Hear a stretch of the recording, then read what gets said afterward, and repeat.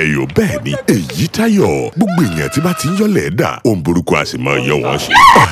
ẹ̀yọ̀ Èyítáyọ̀ ọ̀tá fàsókè yìí ló borí bọ́ba yóò rí ọ̀tọ̀rún kúkú rọ̀ ọ̀sẹ̀ kàtà tẹ̀sẹ̀ mọ́rin. Those who know how to concoct evil should expect evil to befall them. Because karma is retribution, retribution is judgment, and judgment is of God. Kéèyàn fagídí báyàwó ọmọ ẹ̀ lájọṣepọ̀ láì wọ wèrè. I want to kill him. Can you do it? Èyítáyọ̀, Bímbọ́ Ọ̀ṣìn, Yẹmí Black, Bímbọ́ Akíntọ́lá, Wálé Akórèdé Òkúnnù, Múyìwá Adémọ́lá, Mercy Ebosele, Jùmọ̀kẹ́ George, Richard Ọ̀ṣìn, Táwà Ajíṣẹ́fínní, Afeez Eniola, written by Bímbọ́ Ọ̀ṣìn Ìbírónkẹ́ and directed by Múyìwá Adémọ́lá. Èyítáyọ̀ is a film you must see. Marketed and distributed by Epsilon Movie Productions, Block 3 Up, Suite 10, Ami Arena Market, Bolade Oshodi, Lagos. Èyítáyọ̀, another fantastic one from Bímbọ́ Ọ̀ṣìn Ìbírónkẹ́. Why didn't you kill me?